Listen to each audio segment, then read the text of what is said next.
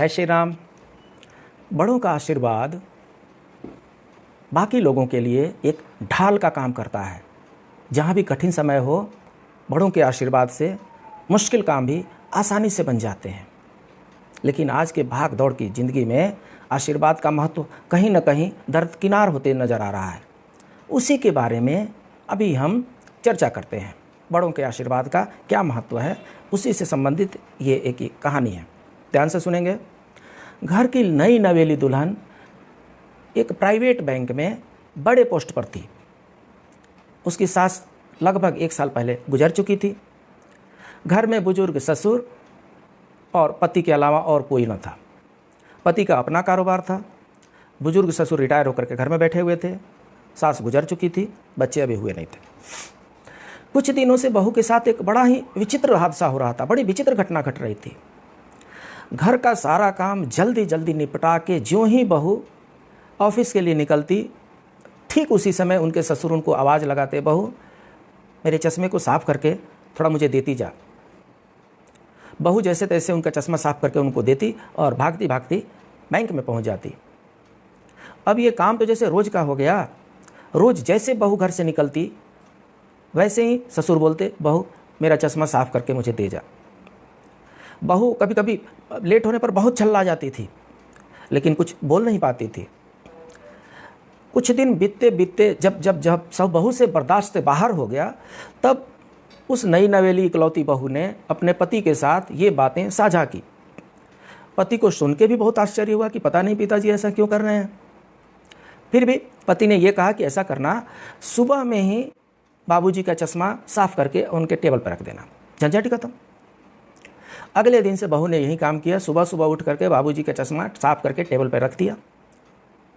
लेकिन ये क्या, फिर से सुबह में जैसे वो ऑफिस जाने के लिए घर से निकल रही होती है, उसी समय बाबूजी बोलते हैं, बहू मेरा चश्मा साफ़ करके मुझे देती जा।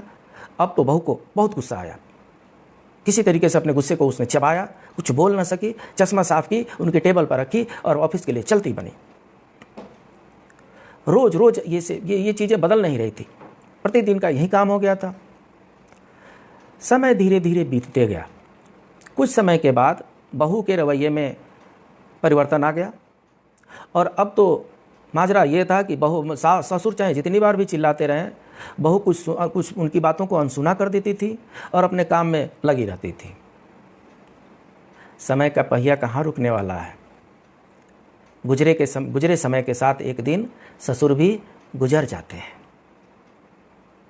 ससुर के गुजर जाने के बाद कुछ दिन बाद से बहू का मन करता है छुट्टी के दिन कि थोड़ा घर की साफ़ सफाई करते हैं।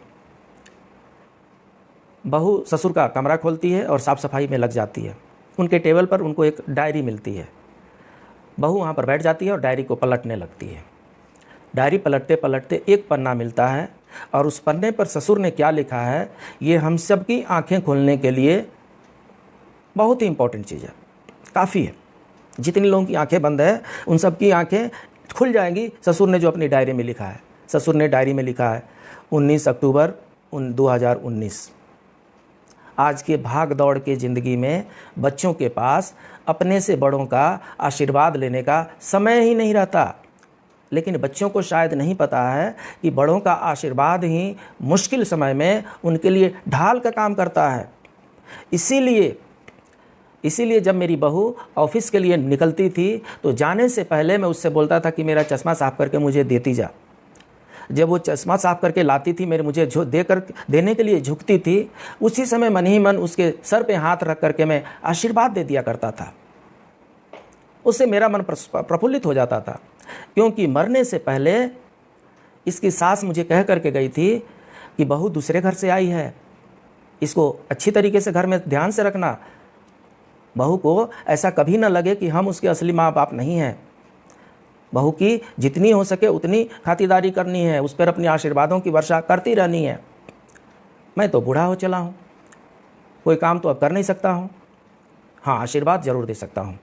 और इसीलिए चश्मा साफ़ करने के बहाने प्रतिदिन मैं अपने बहू को आशीर्वाद दिया करता था। जब वो चश्मा साफ़ करके लाती थी उसी समय वो झुकती थी और जब से झुकती थी वैसे उसके सर पे हाथ रख करके हम उसको आशीर्वाद दिया करते थे।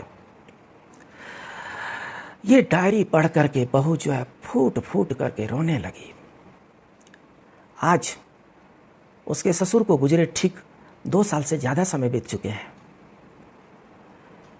लेकिन फिर भी वो रोज प्रतिदिन घर से बाहर जाने से पहले ससुर का चश्मा साफ कर झुक करके उनके टेबल पे रख जाती है और उनके अनदेखे हाथों से आशीर्वाद लेने की लालसा लगी रहती है। जीवन में हम रिश्तों का महत्व महसूस नहीं करते हैं, चाहे वो किसी से भी हो, कैसे भी हो, और जब हम महसूस करते हैं तब तक हमसे वो रिश्ते बहुत दूर जा चुके होते हैं।